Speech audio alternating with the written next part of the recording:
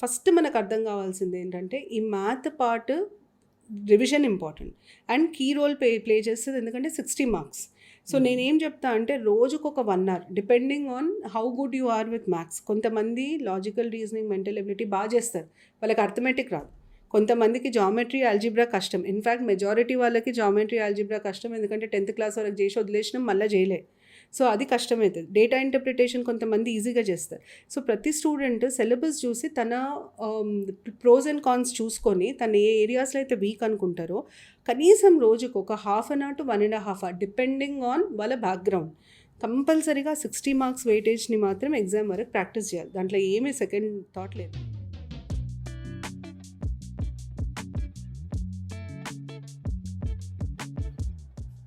Hello everyone, welcome to UPSC Radio Podcast. Welcome to Season 5, Episode 2.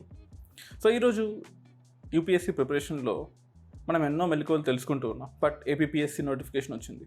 తక్కువ post అయినా సరే, but చాలా తక్కువ టైం ఉంది ఆస్పిరెంట్స్ దగ్గర. ఈ తక్కువ టైంలో షార్ట్ టర్మ్ ప్రిపరేషన్కి ఫాస్ట్ ట్రాక్గా మనం ఎలా ప్రిపేర్ అవ్వాలి అనే విషయాలన్నీ మనం the director of Shikhar IAS academy Deepika Reddy మేడంతో మనం డిస్కస్ చేద్దాం. Welcome ma'am, welcome to UPSC radio podcast. Thank you Dinesh. Ma'am, తక్కువ టైంలో మాకు ఈ ఆపర్చునిటీ ఇచ్చారు, థ్యాంక్ యూ మ్యామ్. బట్ ఇప్పుడు చూసినట్లయితే ఏపీపీఎస్సీ నోటిఫికేషన్ తెలంగాణతో we should not compare with any state, but కొంచెం తక్కువ పోస్ట్ అని అని చెప్పొచ్చు. టు బీ ఫ్రాంక్, కాంపిటీషన్ ఎక్కువగా ఉంటుంది ఆబ్వియస్లీ. సో డబల్ ధమాకా లాగా టైం కూడా చాలా తక్కువగా ఉంది మేడం. సో ఇప్పుడు ఏం చేయాలి madam? Should A serious aspirant only give this attempt, లేదు ఇప్పటికిప్పుడు నేను నేర్చుకొని బీటెక్ అయిపోయిన వాళ్ళు కానీ, లేకపోతే డిగ్రీ అయిపోయిన వాళ్ళు కానీ ఇప్పటికిప్పుడు ఈ 2.5 months నేర్చుకొని అటెంప్ట్ ఇవ్వచ్చా? నోటిఫికేషన్ ప్రకారం ఉన్న టైం అయితే చాలా తక్కువ. కానీ ఒక ఇంపార్టెంట్ పాయింట్ మనం నోటీస్ చేయాల్సింది ఏంటంటే, వాళ్ళు 18 డిసెంబర్ టెంటేటివ్ అని చెప్పి పెట్టారు. సో టెంటేటివ్ అంటే పోస్ట్పోన్ అయ్యే స్కోప్ కూడా ఉంది, దాన్ని మనం రూల్ అవుట్ చేయలేము. అట్లనే ఖచ్చితంగా అవుతుందా లేదా అంటే మనకు తెలియదు. కానీ ఉన్న టైం అయితే చాలా తక్కువ. డెఫినెట్గా ఆల్రెడీ ప్రిపరేషన్ మోడ్లో ఉన్న వాళ్ళకే ఎక్కువ అడ్వాంటేజ్ ఉంటుంది. న్యూ కమర్స్తో ఉండే అడ్వాంటేజ్ ఏంటంటే, ఇప్పుడే కాదు ఎప్పుడైనా న్యూ కమర్స్కి ఉండే అడ్వాంటేజ్ ఏంటంటే, లిమిటెడ్ టైం ఉన్నప్పుడు వాళ్ళు లిమిటెడ్ రిసోర్సెస్ చదివి క్రాక్ చేసిన వాళ్ళు చాలామంది ఉన్నారు. సో ఒకవేళ న్యూ కమర్స్ ప్రిపేర్ అవ్వాలి అనుకుంటే, ఇప్పుడు ఫ్రెషర్స్ ప్రిపేర్ అవ్వాలి అనుకుంటే ఫస్ట్ సిలబస్లో ఏముందో చూసి లిమిటెడ్ రిసోర్సెస్ తీసుకొని ఆ లిమిటెడ్ రిసోర్సెస్తోని ప్రిపేర్ అవుతే ఛాన్సెస్ అయితే ఉంటాయి. ఈజీ అయితే కాదు, డెఫినెట్గా కష్టము, కానీ ఇంపాసిబుల్ అయితే కాదు. అంటే మనం చాలా రిస్ట్రిక్టెడ్గా, చాలా స్ట్రాటజిక్గా మనం ఎంత చదవాలా, ఏం చదవాలా అంతవరకే చదివి ఎగ్జామ్ అటెంప్ట్ ఇస్తే పాసిబుల్. ఎందుకంటే ప్రిలిమ్స్ మనకి ఏపీపీఎస్సీకి ఉన్న అడ్వాంటేజ్ ఏంటంటే, ఆల్రెడీ ఒక ఎగ్జామ్ జరిగింది ఇప్పుడున్న ప్యాటర్న్లో. సో ఆ ఎగ్జామ్ జరిగింది కాబట్టి ఆ పేపర్స్ చూస్తే క్వశ్చన్స్ ఎట్లా అడుగుతున్నారు, మోడల్ ఆఫ్ క్వశ్చన్స్ ఏమున్నాయి, ఇవన్నీ మనకు ఒక ఐడియా వస్తుంది. ఆ గైడ్ లైన్స్లా తీసుకొని మనం ప్రిపేర్ అయితే ఈజీ అవుతుంది. మ్యామ్, ఈ ఎగ్జామ్లో కూడా వీ హ్యావ్ ప్రిలిమ్స్ మీద కాన్సన్ట్రేట్ చేసి ఓ పీరియడ్ ఆఫ్ టైం ఎంసీక్యూస్ మీద కాన్సన్ట్రేట్ చేస్తూ చదవాలా, లేదా ఇప్పటి నుంచే మెయిన్స్ ఆన్సర్ రైటింగ్ మీద కాన్సన్ట్రేట్ చేయాలా మేడం? బేసిక్గా మీరు సిలబస్ చూస్తే ప్రిలిమ్స్కి ఏ సిలబస్ అయితే ఉందో మెయిన్స్కి ఉన్న సిలబస్ని కుదించి ప్రిలిమ్స్కి పెట్టింది. ఉదాహరణకి మీకు పేపర్ 2లో సైన్స్ అండ్ టెక్నాలజీ ఉంది. మీ science and technology last paper 5 science and technology మెయిన్స్లో, ప్రిలిమ్స్లో paper 2 section B science and technology.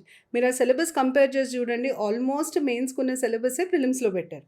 So చాలా మటుకు ప్రిలిమ్స్ మెయిన్స్ సిలబస్ ఓవర్లాప్ అవుతుంది. కానీ మనకి ఇప్పుడున్న టైంకి వాళ్ళు చేయాల్సింది ఏంటంటే, ఫస్ట్ ప్రిలిమ్స్ మీద ఫోకస్ చేయడం చాలా ఇంపార్టెంట్. ఎందుకంటే అల్టిమేట్గా ప్రిలిమ్స్ క్లియర్ అయితేనే మెయిన్స్ రాస్తాం, టైం ఎక్కువ లేదు. ఇప్పుడు ఆన్సర్ రైటింగ్ అని చెప్పి కూర్చుంటే ప్రిలిమ్స్ ఎఫెక్ట్ అవుతుంది. సో ఫస్ట్ ప్రిలిమ్స్ మీద ఫోకస్ చేయడం బెటర్, ఎంసీక్యూ మోడల్లో ప్రిపేర్ అవ్వడం బెటర్.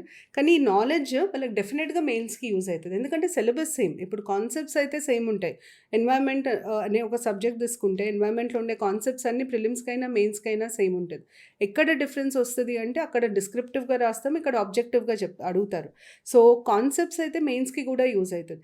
ఒక్కసారి ప్రిలిమ్స్ క్లియర్ అయిన తర్వాత, ఎగ్జామ్ అయిన తర్వాత కట్ ఆఫ్లో ఉన్నాను అనుకుంటే అప్పుడు మెయిన్స్కి స్ట్రాటజిక్గా ప్రిపేర్ అవ్వడం బెటర్. ఇప్పటి నుండి మెయిన్స్ ఆన్సర్ రైటింగ్ అయితే అంత టైం లేదు, ప్రిలిమ్స్ మీద ఫోకస్ చేయడమే కరెక్ట్ అవుతుంది. మేడం, చాలామంది aspirants may not be new, ఒక 2 years 3 yearsగా యూపీఎస్సీ ప్రిపేర్ అవుతున్న వాళ్ళు, లేదా గ్రూప్ 1 ప్రిపేర్ అయ్యే వాళ్ళు కూడా mean to say thousands of members ఉన్నారు తెలుగు స్టేట్స్లో యూపీఎస్సీ రాసేవాళ్ళు.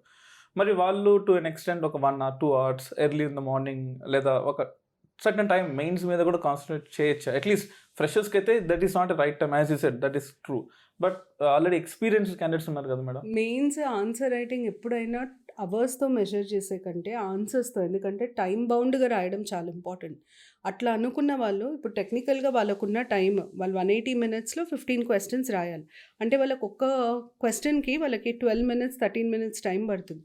వాళ్ళు ప్రాక్టీస్లోనే ఉండాలి, నేను ప్రాక్టీస్ పోకూడదు నాకు ఆన్సర్ రైటింగ్ అని అనుకుంటే రోజు కనీసం ఒక 3-4 questions, అంటే 1 hour ఇస్ గుడ్ ఎనఫ్. 1 hourలో వీళ్ళు కనీసం 4 to 5 questions రాయగలగాలి. ఆ 1 hourలో 4 to 5 questions ప్రాక్టీస్ చేయొచ్చు. కాకపోతే ఫస్ట్ వాళ్ళు అసలు సిలబస్ ఎక్కడి వరకు చదివిండ్రు, ఇంకెంత చదవాలి. ఇప్పుడు యూపీఎస్సీ ఆస్పిరెంట్స్ ఉన్నారు. యూపీఎస్సీ ఆస్పిరెంట్స్కి ఏపీపీఎస్సీ సిలబస్ చాలా అడ్వాంటేజెస్, ఎందుకంటే వాళ్ళకి యూపీఎస్సీలో ఉన్న దాదాపుగా అన్ని ఏరియాలు ఏపీపీఎస్సీలో పెట్టారు. కానీ వీళ్ళు ఏపీపీఎస్సీకి ఏపీ హిస్టరీ, తర్వాత ఎకానమీ, ఇవి సపరేట్గా చదవాలి. ఇప్పటివరకు వాళ్ళ చదువు ఉండరు. మీరు ప్రిలిమ్స్ సిలబస్లో గమనిస్తే స్పెసిఫిక్గా state history, state economy add చేశారు, స్టేట్ జాగ్రఫీ కూడా యాడ్ చేశారు. సో మీరు వీటిని మాత్రం నెగ్లెక్ట్ చేయొద్దు. వీటి మీద కాన్సన్ట్రేట్ చేసుకుంటూ ఉన్న టైంలో రోజు 1 hour నేను ఆన్సర్ రైటింగ్ ప్రాక్టీస్ చేస్తా అంటే ఫైన్. కానీ సిలబస్ మాత్రం హోలిస్టిక్గా కంప్లీట్ చేయడం చాలా ఇంపార్టెంట్. మ్యామ్, ఇప్పుడు ప్రిలిమ్స్ విషయానికి వస్తే, as we have hardly 70 to 75 days ఇంకా చూసుకున్నట్లయితే, it is depreciating every day. So ఇప్పుడు జనరల్ స్టడీస్ అని ఉంది madam. So should we read it as general, లేదా ప్రతి సబ్జెక్ట్కి సపరేట్ బుక్స్, లేదా కంప్లీట్ డెప్త్గా వెళ్ళి చదవాలా? మీరు లాస్ట్ పేపర్ గమనిస్తే, లాస్ట్ పేపర్లో ప్రిలిమ్స్లో అడిగిన క్వశ్చన్స్ చాలా స్ట్రైట్ ఫార్వర్డ్ అడిగిండు, అంతే ఎక్కువ ట్విస్ట్ చేసి అడగలేదు. ఎక్కువ statement based questions, analytical questions లేకుండే, కొంచెం స్ట్రేట్ క్వశ్చన్సే ఉండే, మ్యాచ్ ద ఫాలోయింగ్స్ కొన్ని ఉండే. సో నాకు అర్థమైనంత వరకు పేపర్ అయితే అంత ట్రిక్కీగా ఉండదు. ఫస్ట్ పాయింట్, మనము పాత క్వశ్చన్స్ చూస్తే మనకి ఏం అడుగుతారు అన్నది ఐడియా వస్తుంది. ప్రతి సబ్జెక్టులో ఇప్పుడు సబ్జెక్టివ్కి తేడా ఏంటంటే, డిస్క్రిప్టివ్కి ఆబ్జెక్టివ్లో క్వశ్చన్ నేను ఫ్రేమ్ చేసినప్పుడు అది పిన్ పాయింట్గా ఫ్రేమ్ చేయాలి, అంటే దాంట్లోంచి నేను ఒక ఆప్షన్ తీసుకునేటట్టు ఫ్రేమ్ చేయాలి. డిస్క్రిప్టివ్లో బ్రాడ్ బేస్డ్గా క్వశ్చన్ అడిగితే రాయొచ్చు. ఉదాహరణకి ఇప్పుడు మీకు గాంధీ సిద్ధాంతాలు ప్రిలిమ్స్లో సిలబస్లో ఉంది. గాంధీ సిద్ధాంతాలు ఎథిక్స్లో ఒక పార్ట్ మెయిన్స్లో. ఇప్పుడు గాంధీ సిద్ధాంతాలు ప్రిలిమ్స్లో ఎట్లా అడుగుతారు, గాంధీ మీద ఏం ఇన్ఫ్లుయెన్స్ ఉండే, గాంధీ చెప్పిన కొన్ని కోట్స్ అడుగుతారు, గాంధీ ఇచ్చిన కొన్ని ప్రిన్సిపల్స్ ఉన్నాయి. ట్రస్టీషిప్ మోడల్ అంటే ఏంటి, ట్రస్టీషిప్ మోడల్కి సిమిలర్ మోడల్స్ ఇంకా కొంతమంది ప్రపోజ్ చేశారు. ఇప్పుడు ఉదాహరణకి కార్పొరేట్ సోషల్ రెస్పాన్సిబిలిటీ ఉంది. కార్పొరేట్ సోషల్ రెస్పాన్సిబిలిటీ అనేది గాంధీ ఇచ్చిన ఏ ప్రిన్సిపల్కి ఎగ్జాంపుల్ లాగా తీసుకోవచ్చు అని అడిగితే ట్రస్టీషిప్ మోడల్కి ఎగ్జాంపుల్.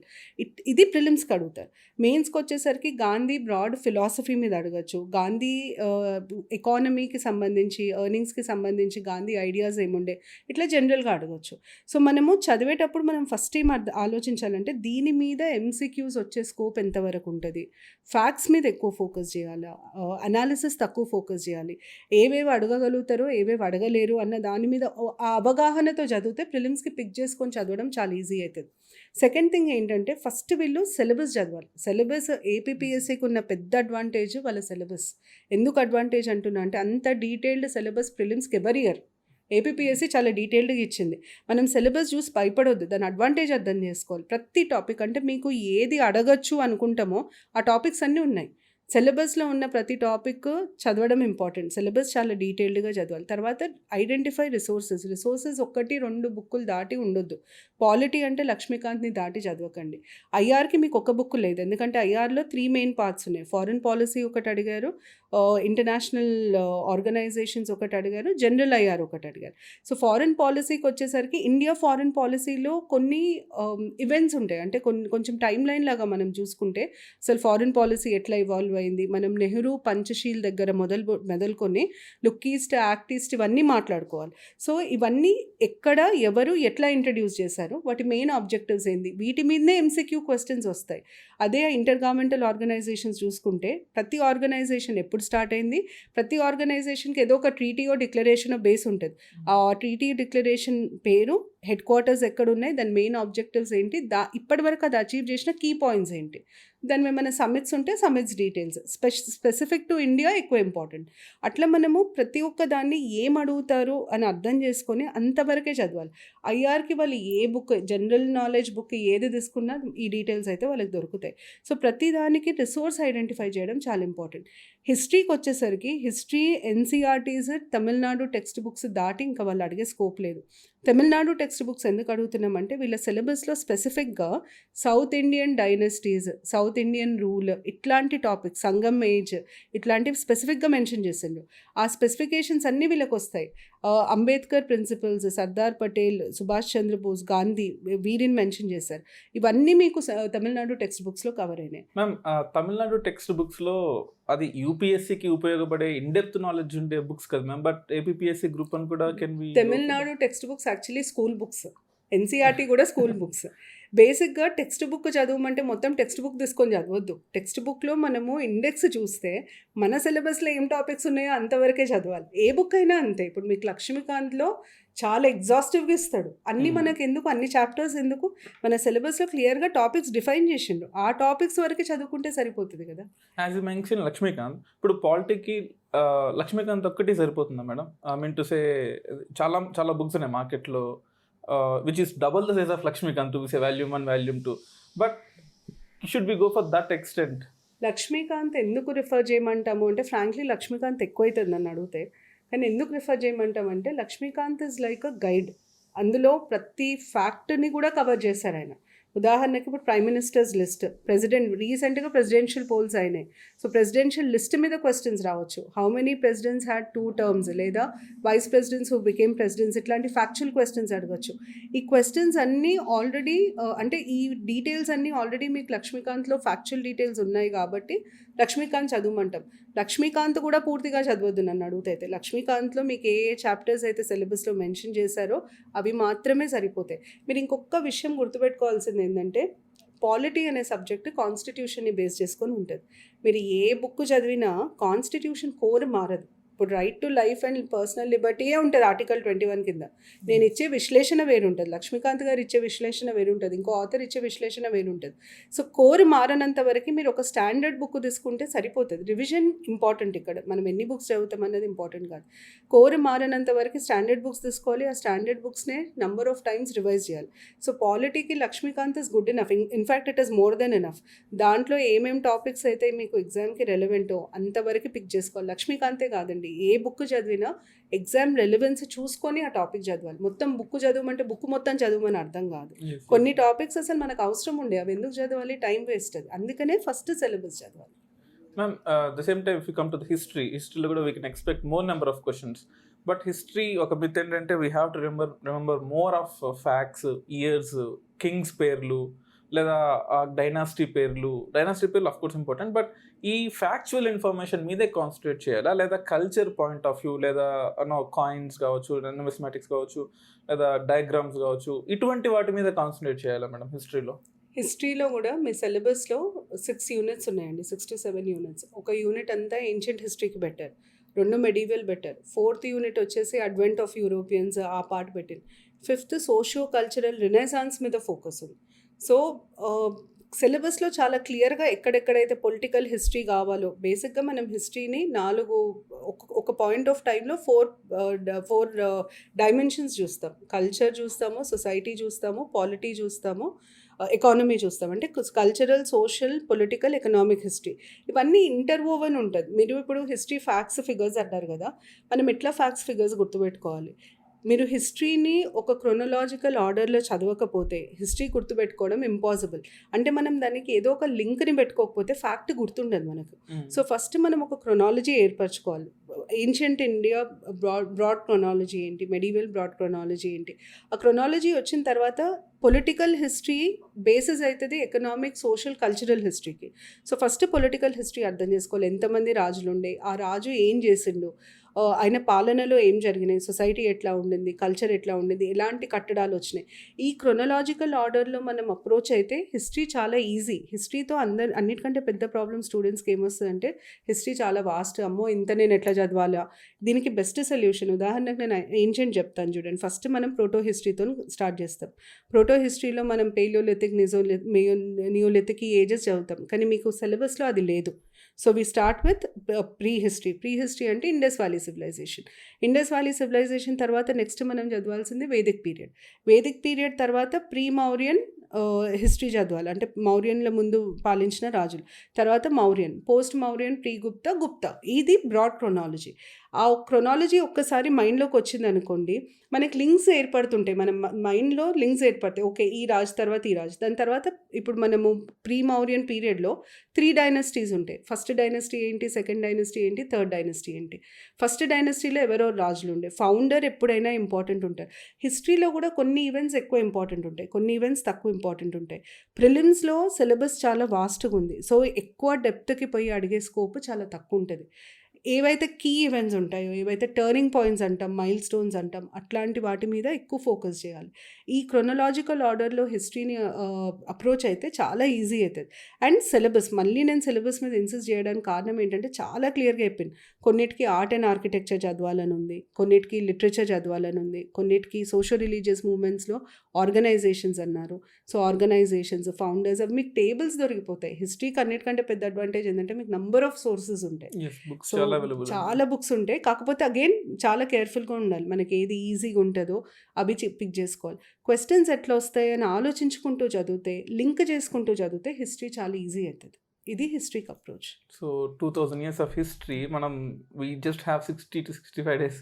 సో ఇది తక్కువ టైంలో చదవాలంటే this strategy will definitely work. మీరు అర్థం చేసుకోవాల్సింది ఏంటంటే, it is 60 days not just for you.